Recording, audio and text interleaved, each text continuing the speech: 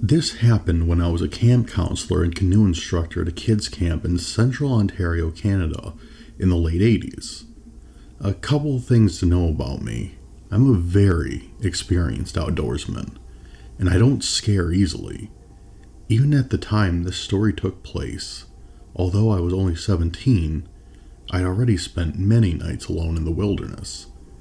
I know what sounds the woods make and what animals do what. What we experienced was none of the above. Our camp was on an island in a very big lake with many rivers coming in and out, and several portages to other lakes. While planning a 3-day trip for my campers, I asked about one campsite near a dam and was told by the trip director that the site was closed.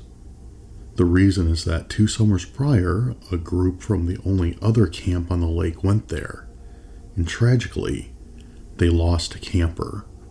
A boy of about 11 drowned at the top of the dam when the counselors weren't watching. Tragic. Nonetheless, I wanted to take my group there, and I was told I could, as long as we didn't let the kids swim near the dam. Done deal.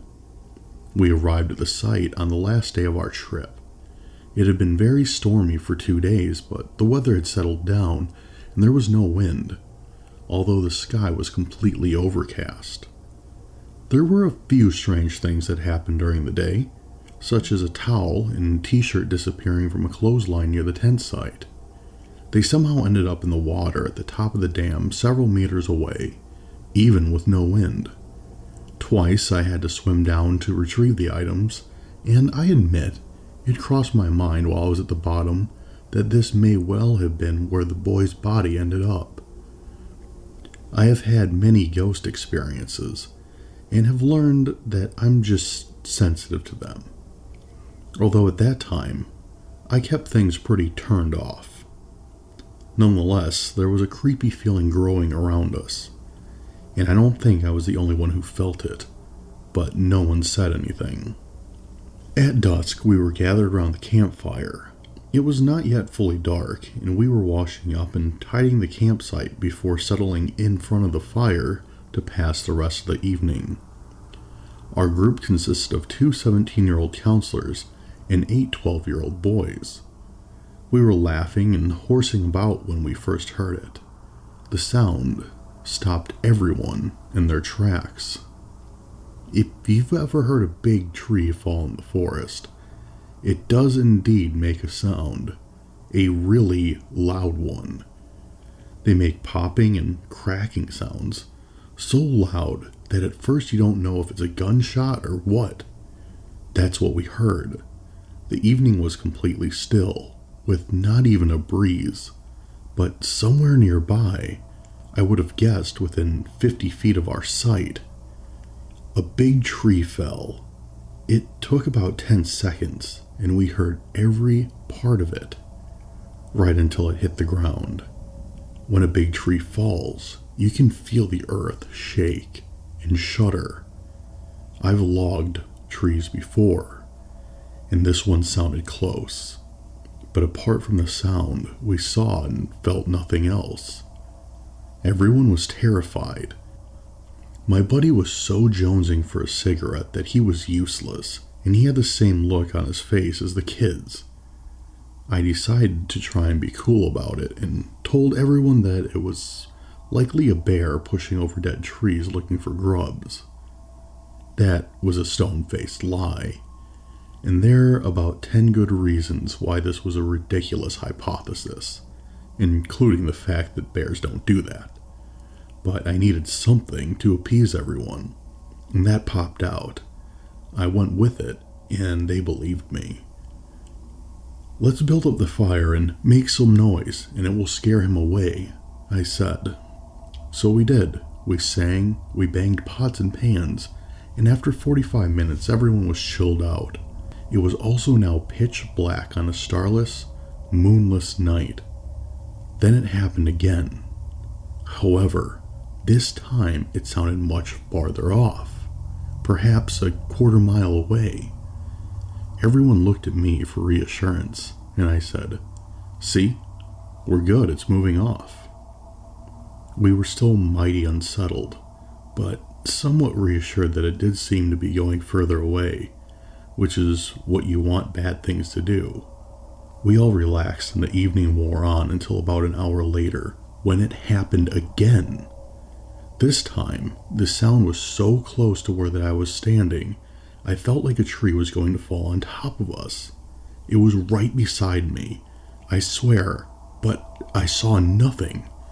I mean, loud, and it was a big tree. Every pop and crack pierced our ears and made us jump. I fully expected it to fall right on top of us, but nothing happened.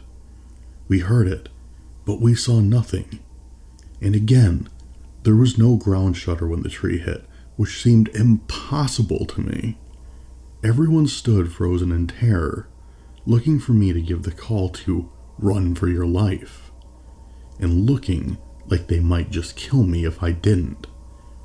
My own fear finally took over, and I couldn't hold it together anymore.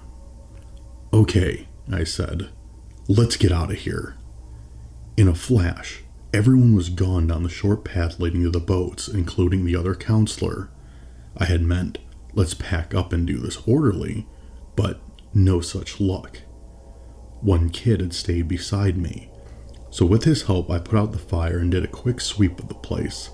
We then went down to the water's edge to find the one canoe they had left for us. We paddled out into the channel and found the others rafted up and waiting. The first question I asked was, "Who has a life jacket on?" No one did, not one person, not even the other counselor.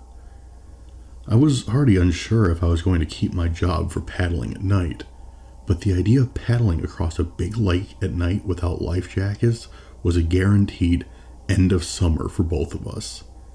Never mind the obvious peril. Looking at the faces of everyone with one flashlight that had managed to make it onto a boat, I realized there was no way anyone but me was going back there.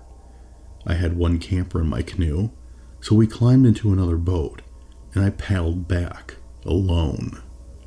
They were so terrified that they wouldn't even give me the flashlight. Once I hit the woods, it was kind of dark, that is the same with your eyes opened or closed. I started up the short trail to where the tents were. I fully admit that I was terrified, but I knew I had to do it, and that was it. I remember talking out loud as I wandered towards the site.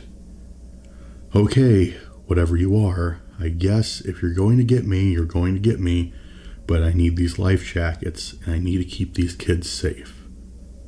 In retrospect, I knew what or who was doing all this, and maybe I was pleading my case a bit, hoping for mercy. I also kind of felt a bit of responsibility and talked to him in the way I would one of my campers.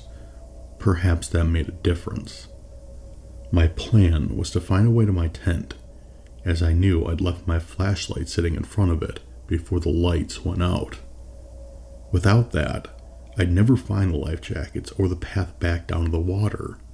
However, this proved to be unnecessary. I'm not sure if this is coincidence, but somehow, in the complete darkness, right after I said that, I took 1 or 2 steps and found all the life jackets piled together, right at my feet. I'm an organized trip leader, and I like a clean campsite. However, I recalled that we were having a lazy day, and things were a bit disheveled. I hadn't put all the life jackets in a pile that I can recall. Further, I was with a group of typical messy and lazy boys and an equally lazy co-counselor, and I'm sure none of them did it. Nonetheless, somehow in the absolute pitch darkness, the very first thing I found was the pile of life jackets. Counting the life jackets as I picked them up, I found every last one and turned around and was back at my boat a minute later. That still amazes me. We paddled back across the lake at night and made it to the main camp. Everyone made fun of us, although no one had an explanation. They said we were lying and wouldn't let it go. I can't blame them. It was terrifying because we were all at the beginning of summer, in which everyone would repeatedly be going out to the woods.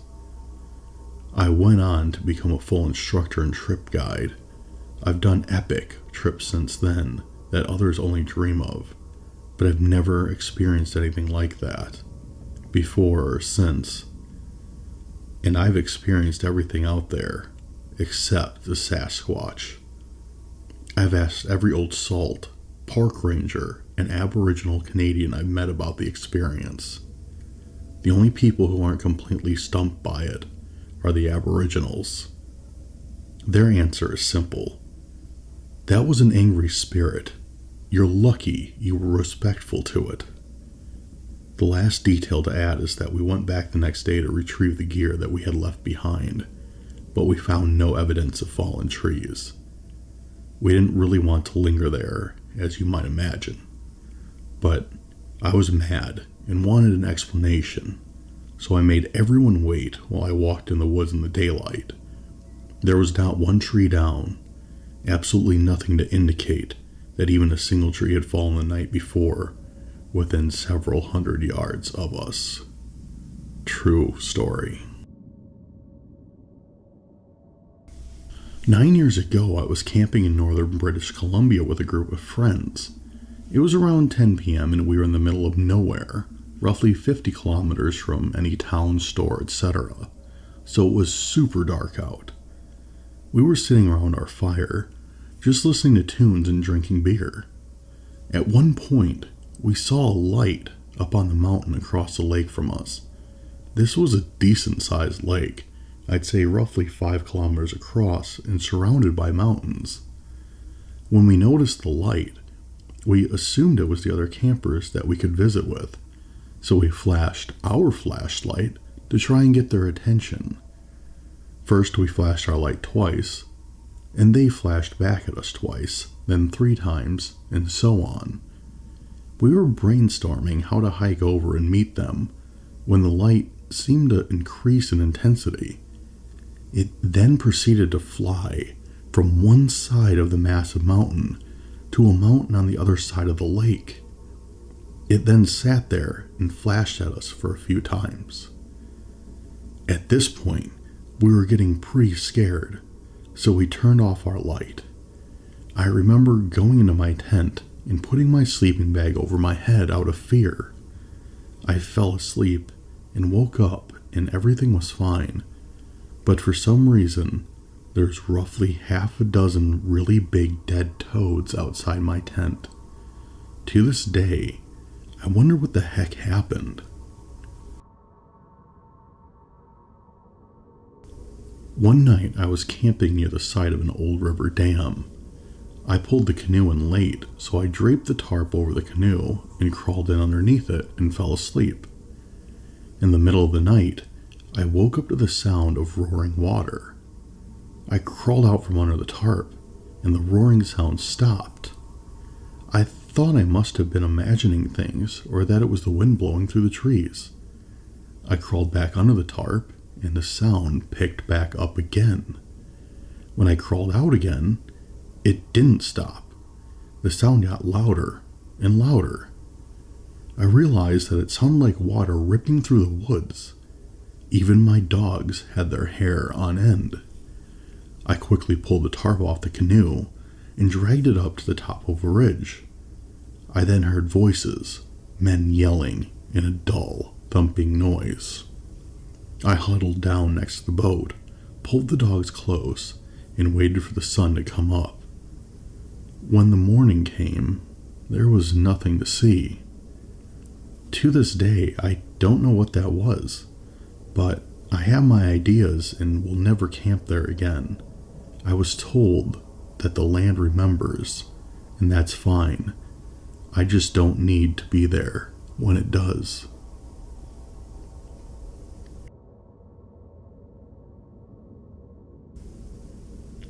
When I was younger, probably like 10 or 11, I went camping with my family. It was about 1 or 2 in the morning, and I couldn't sleep. The tent me and my brother were in was really hot and very uncomfortable. Anyway, While I was trying to go to bed, I heard a very faint whisper. I tried to ignore it because I figured I was just tired. Our campsite was along a road with many other camps nearby. The whimper started to get louder, and then turned into crying. I heard footsteps outside of our tent, and a girl crying her eyes out. Now, let me tell you, the sounds didn't go faint. It got louder, and remained in the same spot the entire time. That's important because it indicates that she was looking at our tent, crying. The crying sounds got worse and then turned into a full-on scream. And then cut out. When she started screaming, my brother woke up. We both looked at each other and stuffed our heads under our pillows. I couldn't sleep at all that night. I was so glad when we left the next morning.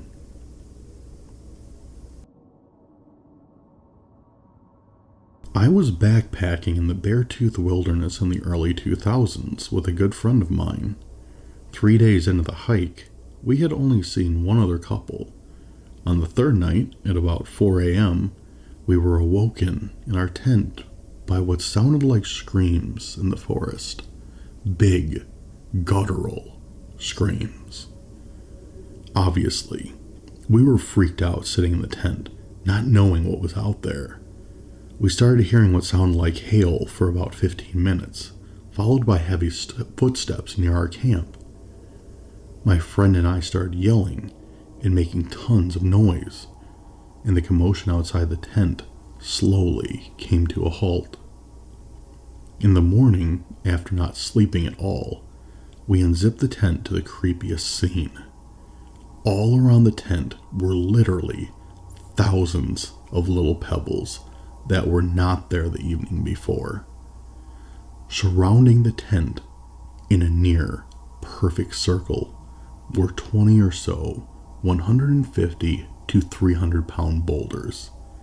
My friend and I noped out of there, making a 3-day hike into one, practically running the entire way to the car.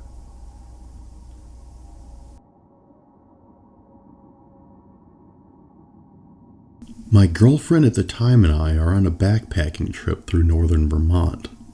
10 days of hiking and camping in the great outdoors.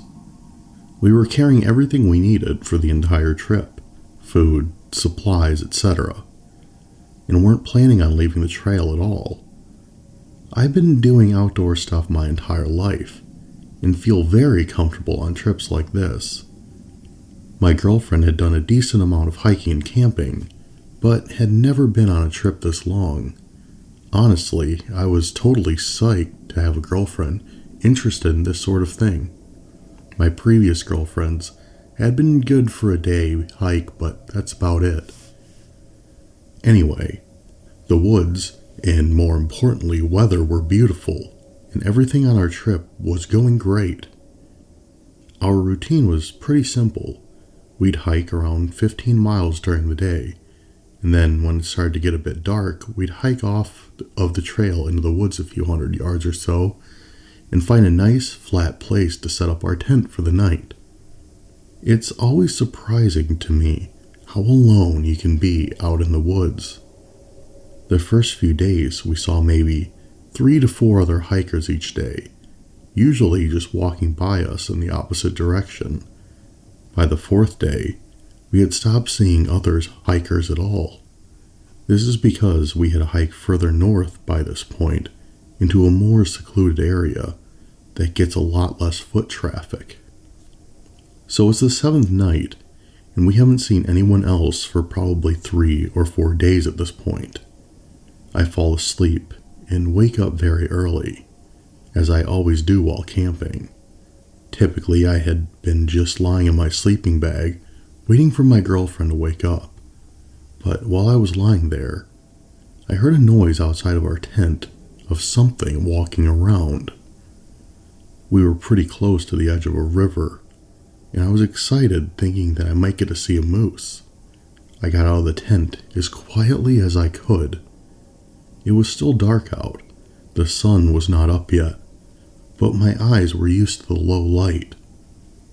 I scanned around for a moose or other animal, but didn't see anything. Eventually, I made something out though because of movement. There was a man standing about 100 feet from where our tent was, and as I watched, he turned off and walked into the woods. You know that feeling you get on a roller coaster when everything drops out from under you? I had that exact same feeling out in the woods and had no idea what to do. A lot of possibilities were racing through my head. Was he a hunter or random camper who just stumbled on our tent? If so, why was he out so early in the morning? The sun isn't even up yet. I checked my watch. 4 a.m. If he wasn't a hunter, then were we unintentionally on his property? Was he mad? Why didn't he say anything? I was having trouble coming up with explanations that made sense and weren't just completely terrifying. What is this guy's deal? I ended up getting my girlfriend up a lot earlier than normal, and we hiked lots of extra miles that day.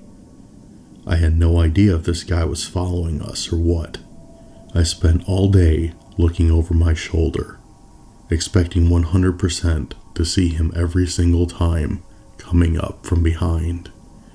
Of course, nothing happened and we finished out the trip safely. The vision of this guy walking off into the shadowy woods is still completely etched into my mind years later.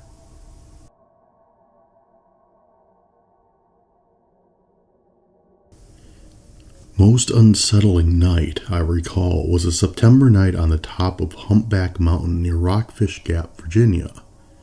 The fog was about the thickest I'd ever seen during the day, and it only got thicker at night. Sounds were muted. Everything was drippy wet, and it was very peaceful, ethereal hiking during the day. I normally like foggy days. That night, about 11, I started hearing children's laughter off in the distance, fading in and out, but gradually coming up the mountain, not following the course of a trail, but coming straight up the sides. I could make out 3 distinct children's voices and 1 adult female's voice.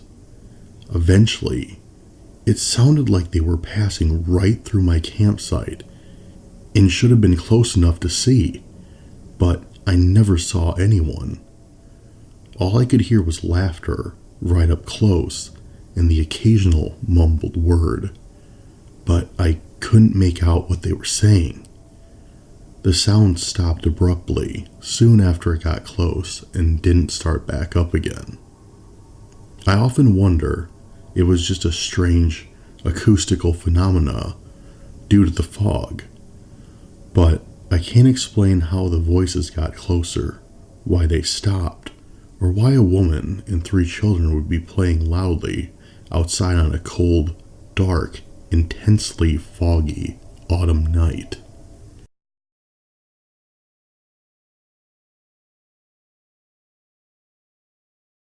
Hey everyone, Dismal Hero here. Thanks for checking out the video, and if you like what you saw, make sure to subscribe so you're always up to date with my new videos. Thank you again for watching, and I'll see you next time.